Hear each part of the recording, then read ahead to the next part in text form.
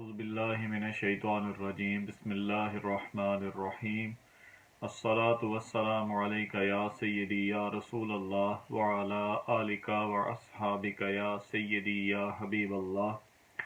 اللہ تبارک و تعالیٰ کے پیارے نبی حضرت سیدنا آدم علیہ السلام کا مبارک ذکر جاری ہے، اور اس سے پہلے ہم بیان کر چکے ہیں کہ اللہ تعالیٰ نے جب حضرت آدم علیہ السلام اور حضرت حوا کو جنت میں رہنے کا حکم دیا تو ساتھ ہی ان دونوں کو فرمایا کہ ایک درخت ایسا ہے کہ جس کے قریب تم مت جانا اور اس کا پھل مت کھانا، لیکن شیطان نے ان دونوں کو دھوکہ دیا اور وہ اس بات کو بھول گئے کہ اللہ تعالیٰ نے انہیں اس کا پھل کھانے سے منع کیا ہے، اور ان دونوں نے اس پھل کو کھا لیا۔ جب اس پھل کو کھا لیا تو اللہ تبارک و تعالیٰ نے انہیں جنت سے زمین پر چلے جانے کا حکم ارشاد فرمایا۔ سورہ بقرہ میں اللہ تعالیٰ ارشاد فرماتا ہے فَأَزَلَّهُمَا الشَّيْطَانُ عَنْهَا فَأَخْرَجَهُمَا مِمَّا كَانَ فِيهِ کہ شیطان نے ان دونوں کو دھوکہ دیا، انہیں بھلا دیا، اور جس جگہ پر وہ رہتے تھے انہیں اس جگہ کو چھوڑنے اور زمین پر چلے جانے پر مجبور کر دیا۔ جب اللہ نے حضرت آدم اور حضرت حوا کو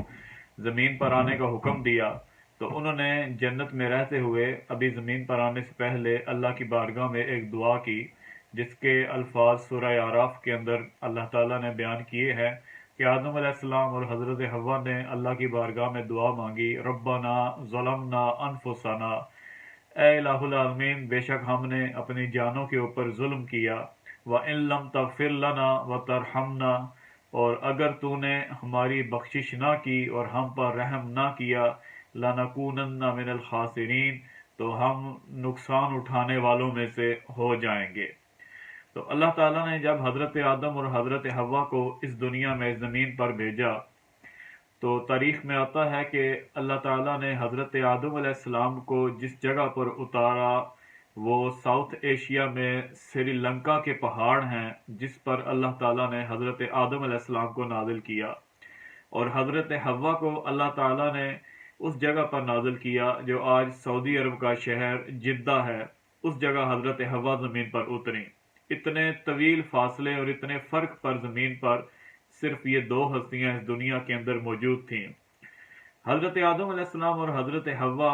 اس دنیا میں آ کر اللہ کی بارگاہ میں توبہ کرتے رہے، روتے رہے اور ایک دوسرے کو تلاش کرتے رہے، اور پھر ایک طویل عرصے کے بعد ایک دوسرے کو ڈھونڈتے ڈھونڈتے میدان عرفات کے اندر ان دونوں کی ملاقات ہوئی۔ حضرت آدم علیہ السلام اللہ کی بارگاہ میں توبہ کرتے رہے، اللہ سے معافی مانگتے رہے۔ اللہ تعالیٰ سورہ بقرہ میں ارشاد فرماتا ہے فَتَلَقَّى آدَمُ مِن رَبِّهِ كَلِمَاتٍ فَتَابَ عَلَيْهِ إِنَّهُ هُوَ التَّوَّابُ الرَّحِيمُ پھر آدم علیہ السلام نے اپنے رب سے کچھ کلمات، کچھ الفاظ سیکھ لیے تو اللہ نے اس کی توبہ قبول کی، بے شک وہی بہت توبہ قبول کرنے والا مہربان ہے۔ علماء فرماتے ہیں کہ آدم علیہ السلام دنیا میں آ کر بھی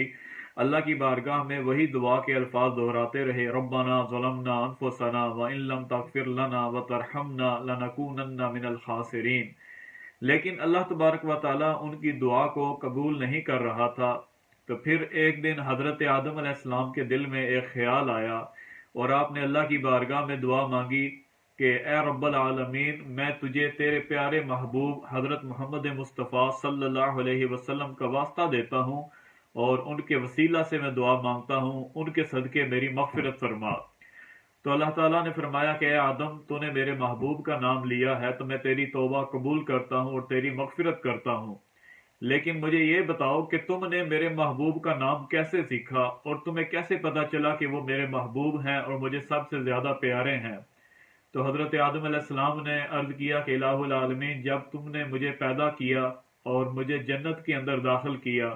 تو میں نے دیکھا کہ جنت کے دروازوں کے اوپر تیرے پیارے محبوب کا نام لکھا تھا، جنت کے درختوں کے پتوں کے اوپر جہاں پر تیرا نام تھا وہاں پر تیرے محبوب کا نام تھا۔ میں نے دیکھا کہ جنت کے اندر رہنے والی حوروں کی پیشانیوں پر، ان کے ماتھوں پر جہاں تیرا نام تھا ساتھ تیرے محبوب کا نام تھا، اور الہ العالمین میں نے عرش کے اوپر دیکھا لکھا ہوا تھا لا الہ الا اللہ محمد الرسول اللہ، تو میں سمجھ گیا کہ جس کا نام تم نے اپنے نام کے ساتھ لکھا ہے وہ یقیناً آپ کی بہت ہی پیاری ہستی ہے اور وہ آپ کا محبوب ہے۔ تو اللہ تبارک و تعالیٰ نے فرمایا کہ اے آدم، بے شک آپ نے سچ کہا کہ جس محمد مصطفیٰ کا نام آپ نے جنت میں ہر طرف دیکھا اور عرش پر لکھا ہوا دیکھا، بے شک وہ میرے محبوب ہیں اور وہ رحمت للعالمین ہیں۔ اور اے آدم، اگر میں اپنے محبوب محمد مصطفیٰ صلی اللہ علیہ وسلم کو پیدا نہ کرتا تو میں آپ کو بھی پیدا نہ کرتا۔ اللہ تعالیٰ نے حضرت آدم علیہ السلام کی توبہ کو قبول کیا۔ حضرت آدم اور حضرت حوا اس دنیا میں رہنا شروع ہو گئے۔ جنت سے جب آپ نکلے تو اللہ تعالیٰ نے دانا کھانے کی وجہ سے آپ سے جنتی لباس چھین لیا تھا، اور سورہ اعراف میں آتا ہے کہ آدم علیہ السلام اور حضرت حوا جنت کے درختوں کے پتے استعمال کر کے اپنے جسم کو کور کرنے لگ پڑے۔ اب جب اس دنیا میں آئے تو وہی جنت کے پتے آپ کے ساتھ تھے، کوئی خاص لباس تو تھا نہیں۔ تو جب سورج نکلا اور تیز دھوپ آپ کو محسوس ہوئی تو حضرت آدم علیہ السلام کچھ پریشان ہوئے، تو اللہ تعالیٰ نے حضرت جبریل کو بھیجا اور وہ کچھ اون یعنی وول لے کر حضرت آدم علیہ السلام کے پاس آئے، اور پھر حضرت آدم کو انہوں نے کپڑا بنانے کا طریقہ سکھایا۔ حضرت آدم علیہ السلام نے اس وول سے کپڑا تیار کیا، اس کپڑے سے اپنے لیے جبہ بنایا اور حضرت حوا کے لیے لباس اور ساتھ دوپٹہ تیار کیا۔ اس کے بعد حضرت آدم علیہ السلام اور حضرت حوا کی اس دنیا میں اولاد آنا شروع ہوئی۔ مفسرین لکھتے ہیں کہ آدم علیہ السلام اور حضرت حوا کی جب بھی اولاد ہوتی تو وہ جوڑے کی صورت میں یعنی ٹوینز ہوتے۔ تو اللہ تبارک و تعالیٰ نے حضرت آدم علیہ السلام کی اس جوڑے کی صورت میں جو اولاد کا سلسلہ جاری کیا تو اللہ تعالیٰ نے دو بیٹے عطا فرمائے، حابیل اور قابیل۔ اور اللہ نے قانون یہ بنایا تھا کہ جو پہلا جوڑا ہوتا اس میں لڑکا اور لڑکی ہوتے، پھر اس کے بعد جو جوڑا پیدا ہوتا اس میں بھی لڑکا اور لڑکی ہوتے۔ تو پہلے جوڑے کا لڑکا اور دوسرے جوڑے کی لڑکی، ان دونوں کا آپس میں نکاح ہوتا۔ اسی طرح دوسرے جوڑے کا لڑکا اور پہلے جوڑے کی لڑکی، ان کا آپس میں نکاح ہوتا۔ تو حابیل اور قابیل یہ بھی آدم علیہ السلام کی اولاد میں سے تھے، آدم علیہ السلام کے بیٹے تھے۔ تو جب ان کی شادی کا معاملہ آیا تو قابیل کی شادی ہونی تھی حابیل کی بہن کے ساتھ، اور حابیل کی شادی ہونی تھی قابیل کی بہن کے ساتھ، یعنی جو اس کے ساتھ پیدا ہوئی، جو اس کی جڑواں بہن تھی۔ لیکن قابیل کی بہن زیادہ خوبصورت تھی، حابیل کے ساتھ پیدا ہونے والی اس کی بہن زیادہ خوبصورت نہیں تھی۔ تو قابیل نے حضرت آدم علیہ السلام کے سامنے نافرمانی کا اظہار کیا اور اس نے کہا کہ میں حابیل کی بہن سے شادی نہیں کروں گا، بلکہ اپنی بہن سے جو میرے ساتھ پیدا ہوئی ہے میں اس سے شادی کروں گا۔ تو حضرت آدم علیہ السلام نے اسے سمجھایا کہ اللہ کا قانون یہ ہے اور اللہ کا حکم یہ ہے کہ تمہاری شادی حابیل کی بہن کے ساتھ، حابیل کی شادی تمہاری بہن کے ساتھ ہوگی۔ لیکن قابیل نہیں مانا، تو تب حضرت آدم علیہ السلام نے اللہ کے حکم سے اپنے دونوں بیٹوں کو یہ حکم دیا کہ تم دونوں اللہ کی راہ میں کوئی قربانی پیش کرو۔ جس کی قربانی اللہ کی راہ میں منظور ہوگی، اللہ کے ہاں قبول ہوگی، وہ حق پر ہوگا، اس کی بات کو مانا جائے گا۔ اور اس دور میں قربانی کا طریقہ کار یہ تھا کہ اپنی کوئی بھی پسندیدہ چیز پہاڑوں کے اوپر جا کے رکھ دی جاتی اور اللہ کی طرف سے آسمان سے آگ نازل ہوتی۔ جس قربانی کو، جس چیز کو وہ آگ جلا دیتی تو یہ سمجھ لیا جاتا تھا کہ اللہ نے اس قربانی کو قبول کر لیا ہے۔ قابیل کا کام تھا کھیتی باڑی کرنے کا، وہ فصلیں اگاتا تھا۔ اس نے اپنی فصل میں سے کچھ پرانی فصل اٹھائی اور پہاڑ پر جا کے رکھ دی، اور حابیل کے پاس جانور تھے تو اس نے جانور ذبح کر کے وہ پہاڑ کے اوپر رکھ دیا۔ اب آسمان سے آگ نازل ہوئی اور اس نے حابیل کی قربانی کو یعنی اس جانور کو جلا دیا، تو معلوم ہو گیا کہ اللہ نے حابیل کی قربانی کو قبول کر لیا ہے اور حابیل ہی حق پر، سچ پر ہے۔ لیکن قابیل نے اس بات کو بھی نہ مانا اور اس کے اندر ایک حسد، ایک جیلسی اور ایک غصہ بڑھتا رہا۔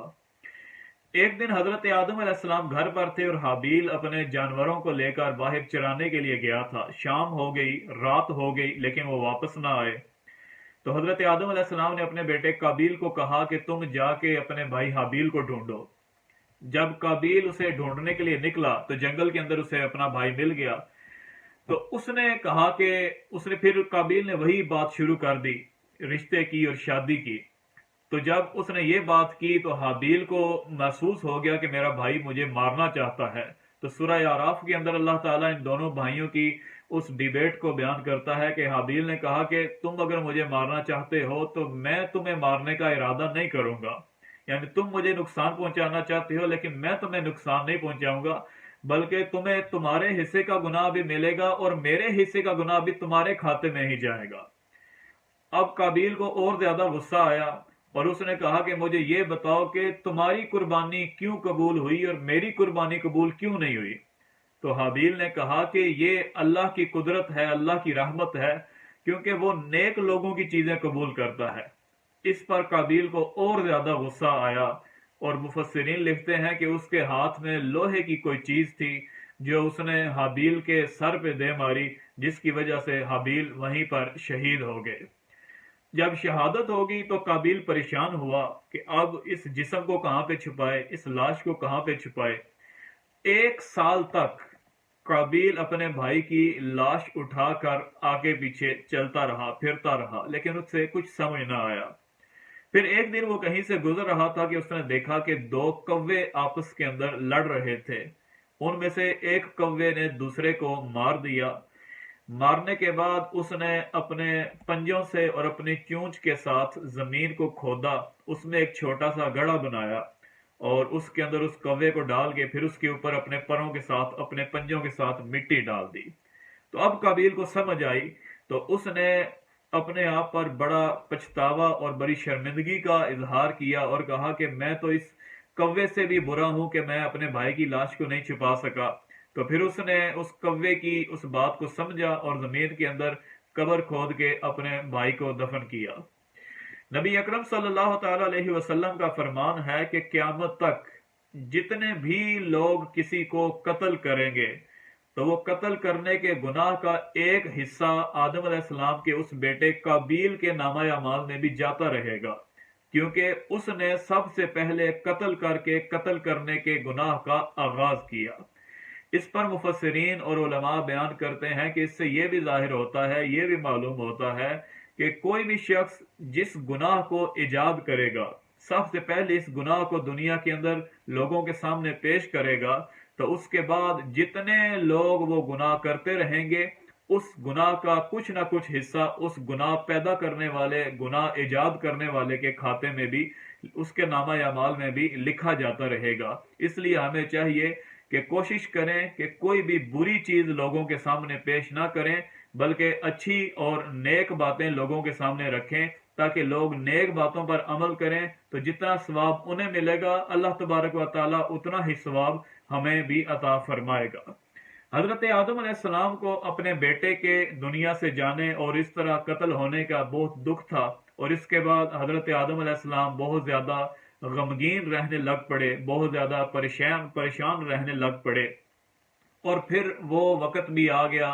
कि जिसका हजरत आदम अलैहिस्सलाम को अल्लाह ने पहले से बता रखा था कि आदम आप जमीन पे जाएं और जमीन पर आप एक मुतय्यन वक्त यानी लिमिटेड टाइम के लिए जमीन पर रहेंगे, उसके बाद आपको वापस मेरी बारगाह में लौटना होगा। यानी हजरत आदम अलैहिस्सलाम के विसाल का, इंतकाल का वक्त करीब आ गया। आपने अपने बेटों से कहा कि मेरा जन्नती फल खाने का बहुत जी चाहता है, सो तुम जाओ जमीन में से कहीं तलाश करो अगर तुम्हें जन्नत के फल मिल जाएं। तो आपके बेटे जन्नती फल तलाश करने के लिए निकले तो रास्ते में उन्हें फरिश्ते मिले, लेकिन आपके बेटों ने फरिश्तों को ना पहचाना। उन फरिश्तों के पास फलों की टोकरियां भी थी, उनके पास जन्नत से लाया हुआ कफन का कपड़ा भी था, खुशबू भी थी और कब्र खोदने के लिए कुछ सामान भी था। तो उन फरिश्तों ने पूछा कि तुम कौन हो और किधर जा रहे हो। तो उन्होंने कहा कि हम अपने वालिद गिरामी जनाब आदम अलैहिस्सलाम के लिए जन्नत के फल तलाश कर रहे हैं, क्योंकि उनका बहुत जी चाह रहा है जन्नत का फल खाने को। तो फरिश्तों ने कहा कि हमारे पास वो फल हैं, हम आपके वालिद के पास चलते हैं। तो वो फरिश्ते जब हजरत आदम अलैहिस्सलाम के पास पहुंचे तो हजरत आदम अलैहिस्सलाम ने फरिश्तों को देखा तो पूछा कि तुम किधर आए हो।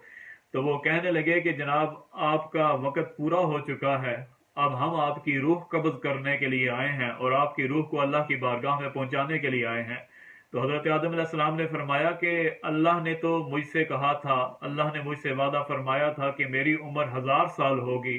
اور میری عمر ابھی تو 960 سال ہوئی ہے، 40 سال باقی رہتے ہیں۔ تو فرشتوں نے کہا کہ اے اللہ کے پیارے نبی، آپ بھول رہے ہیں کہ جب آپ نے اپنے بیٹے داؤد علیہ السلام کی روح کو دیکھا تھا تو آپ نے ساتھ ہی اللہ کی بارگاہ میں عرض کیا تھا کہ میرے اس بیٹے کی عمر کتنی ہوگی؟ تو رب ذوالجلال نے فرمایا تھا کہ اے آدم، داؤد کی عمر 60 سال ہوگی۔ تو آپ نے عرض کیا تھا کہ اے مولا، میری عمر کے 40 سال داؤد کو دے کر ان کی عمر 100 سال پوری کر دی جائے۔ تو اللہ نے آپ کی عمر میں سے 40 سال دے کر داؤد علیہ السلام کی عمر پوری کر دی، اور وہ 40 سال آپ کی زندگی میں سے کم ہو کر آپ کی عمر 960 سال رہ گئی، جو کہ اب پوری ہو چکی ہے۔ تو اللہ تبارک و تعالیٰ کے فرشتے حضرت آدم علیہ السلام کی روح قبض کر کے اللہ کی بارگاہ میں لے گئے، اور حضرت آدم علیہ السلام کو پھر دفن کر دیا گیا۔ آپ کو دفن کہاں پہ کیا گیا؟ اس میں علماء بیان کرتے ہیں کہ پہلے آپ کو ہندوستان یعنی سری لنکا کے اسی پہاڑ کے قریب دفن کیا گیا جہاں پر اللہ تعالیٰ نے آپ کو زمین پر نازل کیا تھا۔ لیکن اس کے بعد جب حضرت نوح علیہ السلام کے زمانے میں طوفان آیا اور ساری دنیا تباہ و برباد ہو گئی، تو اللہ کے حکم سے حضرت نوح علیہ السلام نے آپ کی قبر مبارک کو کھود کر وہاں سے آپ کے جسم کو نکالا، اور پھر فلسطین میں جا کر، جہاں پر آج بیت المقدس ہے، مسجد اقصی ہے، وہاں پر جا کر آپ کو دفن کیا۔ اللہ تعالیٰ کی رحمتیں ہوں، اللہ تعالیٰ کے سلام ہوں حضرت سیدنا آدم علیہ السلام پر، کہ جن ایک ہستی میں سے اللہ تبارک و تعالیٰ نے بے شمار مخلوق انسان کو پیدا کیا۔ اللہ تبارک و تعالیٰ اپنے پیارے نبیوں کا ذکر سن کر اور ان کی زندگی سے سبق سیکھنے کی توفیق نصیب فرمائے۔ وآخر دعوانا ان الحمد للہ رب العالمین۔